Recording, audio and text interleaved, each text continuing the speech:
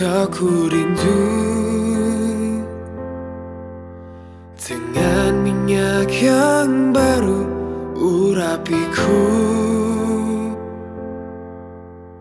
mengalir penuhiku, mengalir pulihkanku.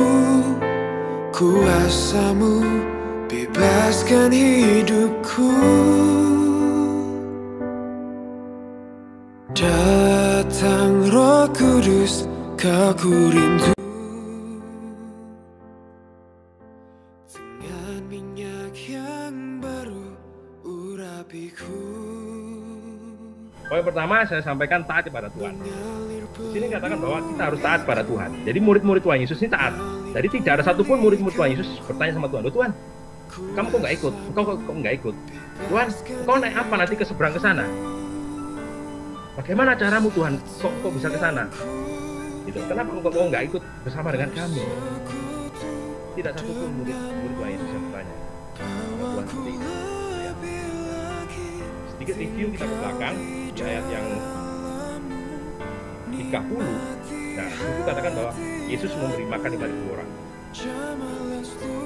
Nah, sebelum murid-muridnya ini berangkat ke seberang, bahwa dia sudah melihat mujizat Tuhan yang luar biasa. Jadi semacam KKR dia. Mujizatnya Tuhan luar biasa. Tuhan Yesus kasih makan 5.000 orang. Jadi dia sudah melihat mujizat Tuhan, kebaikan Tuhan. Nah, murid-murid Tuhan Yesus ini taat kepada Tuhan, disuruh berangkat. Yang saya mau sampaikan pada poin pertama, taat pada Tuhan. Taat. Kalau Tuhan sudah menyuruh kita untuk jalan, kalau Tuhan sudah menghendaki kita untuk ini bagian, ini punya, ini maksudnya. Jadi apapun yang terjadi di depan, entah itu badai, ujian yang kita harus terima, yang kita harus hadapi, ingatlah satu hal, saudara, Tuhan yang bertanggung jawab. Jadi badai di depan, kalau sudah Tuhan izinkan terjadi, Tuhan yang bertanggung jawab. Tuhan cuma kasih tunjuk, lihat ujungnya. Tapi Tuhan tidak pernah lihat bagaimana proses kita untuk mencapai ujungnya. Tuhan cuma kasih ujungnya. Ujungnya seperti itu. Tapi Tuhan tidak pernah kasih lihat, oh ini loh prosesmu nanti seperti ini.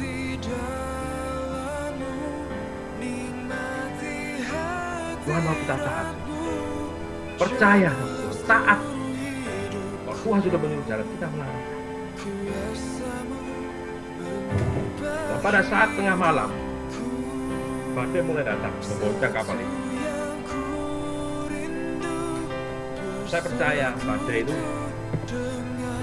murid-murid pada saat digoncang badai itu, murid-murid pasti merasa ketakutan, pasti merasa ini, kita pasti binasa, kita pasti nggak mungkin sampai selamat di seberang.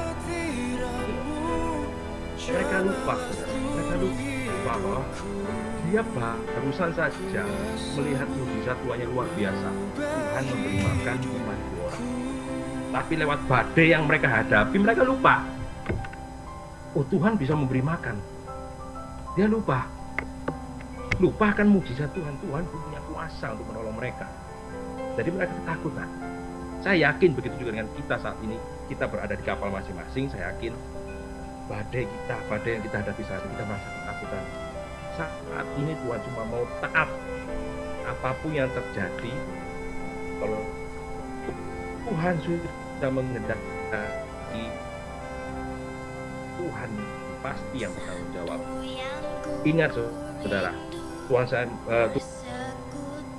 sedikit Tuhan pesankan bahwa Tuhan belum selesai dengan kita.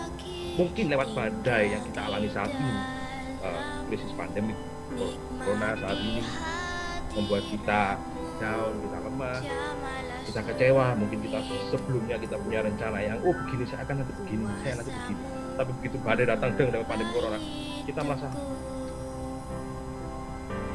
apa ya, berakhir semua. Jangan menyerah. Ini bukan akhir dari segalanya. Tuhan cuma pesankan, Tuhan belum selesai dengan Tuhan belum selesai dengan rencana Tuhan lagi kita. Karena pada saat badai itulah iman sejati itu akan muncul. Iman sejati muncul saat kita menghadapi badai. Sedikit saya mau kesaksian tentang rencana Tuhan di tahun ini memang Tuhan kasih misi dalam pelayanan kita ya, percepatan dan penuaian. Memang sebelum kita masuki di awal tahun baru, tahun 31 malam kita berdoa, Tuhan mau kasih misi apa untuk tahun depan. Tuhan kasih misi yaitu percepatan dan penuaian. Nah, setelah kita melayani terus kita berjalan, setelah mulai berjalan ada badai corona ini, kita merasa bahwa oh mungkin ini kita waktunya break, kita waktunya istirahat, jadi kita nggak pelayanan dulu. Ya sudah, kita nanti mulai pelayanan lagi setelah pandemi corona ini selesai. Tapi pada saat kita selesai bicara itu, malamnya Tuhan ngomong sama saya bahwa kita nggak bisa cuma itu duduk diam dan nunggu. Tuhan kasih ingat, kenapa nggak mau melayani secara online seperti ini, saudara? Dan puji Tuhan, Tuhan izinkan semua terjadinya saat ini. Saya percaya semua ada rencana Tuhan dan untuk kita semua. Jadi jangan pernah menyerah, saudara. Ingat, kalau Tuhan sudah izinkan terjadi dalam hidup kita, Tuhan yang bertanggung jawab. Ya, lanjut yang poin kedua, saya bacakan di ayat 48 sampai 50.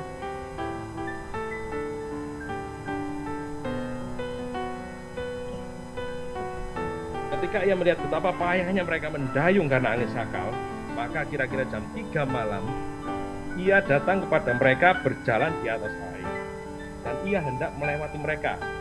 Pasal 9, ketika mereka melihat dia berjalan di atas air, mereka mengira bahwa ia adalah hantu, lalu mereka berteriak-teriak. Sebab mereka semua melihat dia, dan mereka pun sangat terkejut. Tetapi segera ia berkata kepada mereka, tenanglah, aku ini, jangan takut. Poin yang kedua, Tuhan kasih pesan, fokus kepada Tuhan. Fokus kepada Tuhan, bukan fokus pada badai. Seringkali kita menghadapi masalah dalam kehidupan kita selesaikan masalah kita dengan cara kita, dengan pemikiran kita, tanpa fokus dengan Tuhan. Tapi saat ini Tuhan pesankan malam ini, mulai firman-Nya, ayo fokus sama Tuhan. Kita, kekuatan kita, kepandaian kita, logika kita, semua serba terbatas, saudara. Tapi kita punya Tuhan yang tidak terbatas. Tuhan kita tidak terbatas oleh waktu, oleh tempat, oleh apapun. Jangan pernah fokus.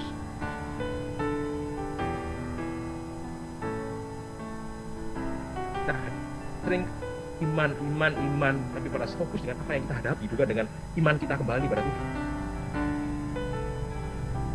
Semua pasti kena dampak dengan adanya corona ini, dengan badai pandemi ini. Saya juga kena dampak. Semua sektor pasti kena dampak, saudara. Dan saya percaya pada saat badai menggoncang kapal murid-murid tersebut, murid-muridnya ini pasti merasa lelah. Lelah kenapa? Dia berusaha untuk menenangkan kapalnya, supaya kapalnya tidak binasa di tengah badai. Jadi pada saat Tuhan datang menghampiri kapal tersebut, dia nggak bisa melihat Tuhan. Kenapa? Dia fokusnya untuk menenangkan kapalnya supaya kapalnya nggak goyang, nggak binasa. Jadi pada saat Tuhan datang kepada dia bilang, itu hantu. Dia sudah lupa bahwa dia sudah barusan belum ada satu hari dia melihat kuasa Tuhan memberi makan 5.000 orang. Dia melihat mujizat Tuhan yang luar biasa. Dia lupa. Jadi Tuhan datang, dia nggak bisa mengenali siapa yang datang itu. Saudara, percaya setiap proses dalam hidup kita, Tuhan izinkan terjadi. Tuhan mau supaya kita fokus pada Tuhan, bukan fokus pada masalah, bukan fokus pada apa yang kita alami saat ini. Saya percaya, setiap ratapan kita pasti akan diubahkan Tuhan menjadi sukacita. Ada masuk dalam rencana Tuhan yang indah. Setiap badai ini pasti ada pelangi setelah badai. Yakin ada pertolongan Tuhan dan pembelaan datang dari Tuhan. Tuhan tidak pernah membiarkan kita binasa. Tuhan tidak mencuru. Jangan pernah. Tuhan sudah membuka jalan, tidak ada terpun, satu yang tidak menurut. Tuhan yang berkuasa. Ayat yang ketiga, Saya baca di ayat 51. Lalu yang naik ke perahu mendapatkan mereka, dan angin pun redalah. Mereka sangat tercengang dan bingung. Dan poin ketiga, Tuhan akan pesan, bersyukur kepada Tuhan. Bersyukur pada Tuhan. Bersyukur karena apa? Bersyukur melalui proses yang kita hadapi. Setiap persoalan yang kita hadapi, kita bisa melihat kemuliaan Tuhan. Bersyukur atas rencana Tuhan dalam hidup kita. Kalau tidak ada badai, kita tidak bisa melihat kemuliaan Tuhan. Kita tidak bisa melihat pertolongan Tuhan. Kita tidak bisa melihat kuasa Tuhan. Karena taat membawa kemuliaan. Bersyukur, saudara. Bersyukur pada Tuhan apapun yang terjadi dalam hidup kita. Jangan pernah fokus pada setiap apa yang kita hadapi, tapi fokus pada Tuhan. Jadi saya pertama taat pada Tuhan, karena Tuhan mau kita taat. Apapun yang Tuhan sudah rencanakan dalam hidup kita, percaya Tuhan akan merencanakan yang binasa. Rencana Tuhan itu indah. Dua, fokus kepada Tuhan, bukan fokus pada masalah, bukan fokus pada badai. Ketiga, bersyukur kepada Tuhan. Baik, ayat penutup, saya akan kasihkan ayat penutup. Saudara, mari kita buka di Mazmur 23 ayat 4.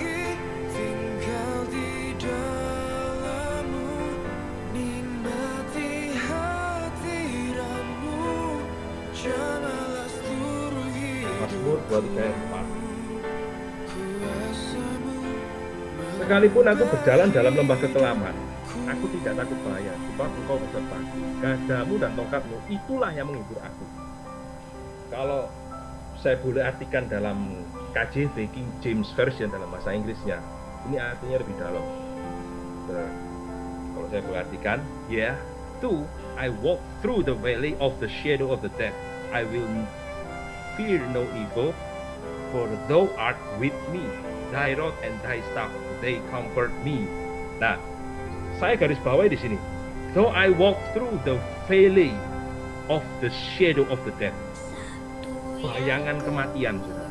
Bayangan kematian. Jadi seakan-akan kita merasa cobaan yang kita alami, badai yang kita alami ini membuat kita binasa, membayang kita, udahlah, kamu tidak akan bisa seperti ini, kamu tidak akan bisa berubah, suamimu tidak akan bisa berubah, istrimu tidak akan berubah, kamu tidak akan bisa berhasil. Jadi bayang-bayang yang terus membayangi kita, bayang-bayang yang membuat kita down, kita jauh dari Tuhan, bayang-bayang yang membuat kita putus asa. The shadow of the death, bayangan kematian. Saudara, kalau kita bisa bicara, kalau saya baru bicara shadow itu bayangan. Kalau kita lihat bayangan, sebuah bayangan, kalau misalnya ada benda, botol lah, kalau kita kasih cahaya, botol sama shadow-nya, sama bayangannya, lebih besar bayangan daripada objek aslinya, saudara. Jadi bayangan tersebut itu lebih besar daripada objek. Seperti apa yang kita alami. Jadi bayangan itu cuma bisa membayang-bayang kita, tapi tidak bisa menguasai kita. Dan satu hal yang harus kita tahu, di mana ada bayangan, di situ ada cahaya. Cahaya yang terus menerangi kita. Jadi jangan pernah takut akan setiap apapun yang kita hadapi, merasa bahwa ini adalah akhir dari segalanya. Jangan, taat sama Tuhan, percaya apapun rencana Tuhan itu pasti indah. Jangan pernah menyerah, fokus sama Tuhan, bukan fokus pada setiap apa yang kita hadapi. Dan yang terakhir, kita bersyukur akan setiap proses yang kita alami, karena proses akan membawa kita untuk melihat kemuliaan Tuhan, untuk membawa kita melihat pertolongan Tuhan yang ajaib. Jamalah seluruh hidupku, kuasamu menguasai.